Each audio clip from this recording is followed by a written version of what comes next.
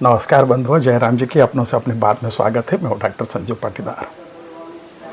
80 के दशक में दूरदर्शन पर एक विज्ञापन आता था सिल्वाना लक्ष्मण बल्ब का, जिसमें असरानी बल्ब की दुकान पर बल्ब लेने जाते हैं, बल्ब का नाम भूल जाते, कहते हैं ये राम लक्ष्मण बल्ब दीजिए।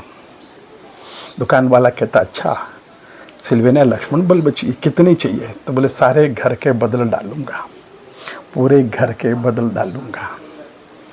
और यह वाली कहावत कहीं न कहीं गुजरात भारतीय जनता पार्टी की सरकार पर फिट बैठती नज़र आ रही है, क्योंकि पिछले 2 बार से, पिछले विधानसभा के चुनाव के पहले भी पूरी सरकार, यहाँ तक कि मुख्यमंत्री को भी बदल दिया था, और इस बार भी मुख्यमंत्री को छोड़ करके सारे मंत्रियों को बदल दिया है।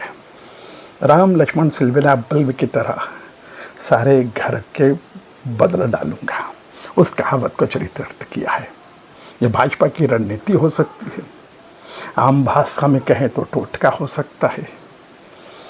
एंटी इंक्वेसी जो उभरती हो, छोटी बहुत भी, थोड़ी बहुत भी, अगर एंटी इंक्वेसी सरकार के प्रति, नेताओं के प्रति हो तो उसके खात्मा की रणनीति हो सकती है।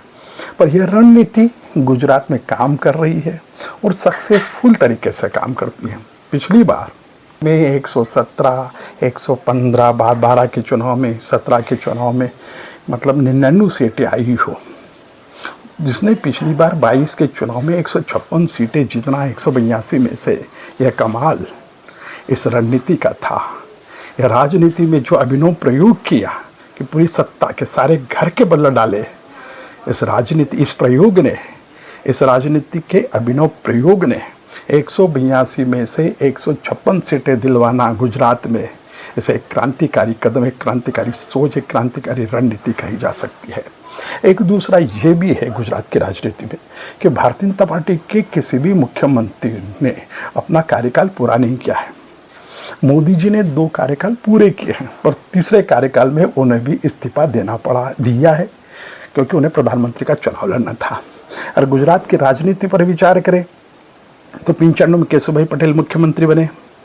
शंकर सिंह वाघेला जिन्हें बापू कहते, जो मध्य प्रदेश, जो गुजरात के बड़े नेता थे, उन्होंने बगावत की। आदि विधायकों को लेकर के वो मध्य प्रदेश में दिग्विजय सिंह का सरकार ने, यहाँ पर कांग्रेस की मध्य प्रदेश में दिग्विजय सिंह की सरकार थी, उन्होंने रिसोर्ट उपलब्ध करवाया। भारतीय जनता पार्टी के विधायकों को जो शंकर सिंह वाघेला लेकर आए थे, उन्होंने यहाँ पर रखा, सरकार गिरी। शंकर सिंह वाघेला को केंद्रीय नेतृत्व ने मुख्यमंत्री नहीं बनाते हुए सुरेश मेहता को मुख्यमंत्री बनाया। 96 के चुनाव में शंकर सिंह वाघेला चुनाव हार गए। उन्हें ऐसा लगा कि भारतीय जनता पार्टी के नेतृत्व में जो चुनाव हराया है, कांग्रेस के साथ मिल करके मुख्यमंत्री बने, सरकार गिरा दी, मुख्यमंत्री बने सुरेश मेहता की सरकार बना करके। कांग्रेस ने उन्हें सरकार हटा दिया, बाद में छबिल दास मेहता बने। फिर 98 में केशुभाई पटेल मुख्यमंत्री बने, 2001 तक रहे, उन्हें हटाया, भूकंप के कारण नरेंद्र मोदी बने। नरेंद्र मोदी जी ने 2 कार्यकाल पूरे किए, तीसरे कार्यकाल में लोकसभा चुनाव के पहले वो भी हटे। फिर आनंदीबेन पटेल बनी, 2 साल रही। आम चुनाव, विधानसभा चुनाव के पहले 17 में जो चुनाव हुआ, 16 में उनको हटाया। फिर विजय रूपाणी बने, विजय रूपाणी को 22 के पहले आम विधानसभा के चुनाव में 21 में हटाया। और अब केशुभाई पटेल, अब भूपेंद्र भाई पटेल, अब 27 में चुनाव है, अभी पूरा मंत्रिमंडल बदल दिया है। क्या इस कवायद को भूपेंद्र भाई पटेल तोड़ेंगे, या यह कवायद, यह रणनीति, यह कूटनीति कच्चे धागे में लटकी हुई तलवार की तरह कहीं भूपेंद्र भाई पटेल के सिर पर लटक तो नहीं रही है? ऐसा लगता तो नहीं है कि लटकेगी, शायद हो सकता है इसीलिए पूरा मंत्रिमंडल बदल दिया है भूपेंद्र भाई पटेल को छोड़ करके। शायद हो सकता है कि वो बने रहें, शायद, पर यह प्रश्न चिन्ह हमेशा लगा रहेगा।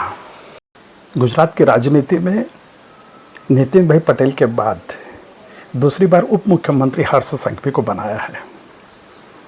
वहाँ की राजनीति में हर्ष संघवी एक बहुत ही चर्चित और प्रसिद्ध नाम है। हर्ष संघवी का, सूरत के विधायक हर्ष संघवी गृह मंत्री हैं, इनको उप मुख्यमंत्री बनाया जाना भी कहीं न कहीं इनकी रणनीति का संकेत है कि कच्चे धागे में लटके तलवार कहीं प्रयोग में ना आ जाए। बहुत धन्यवाद, बहुत बहुत आभार।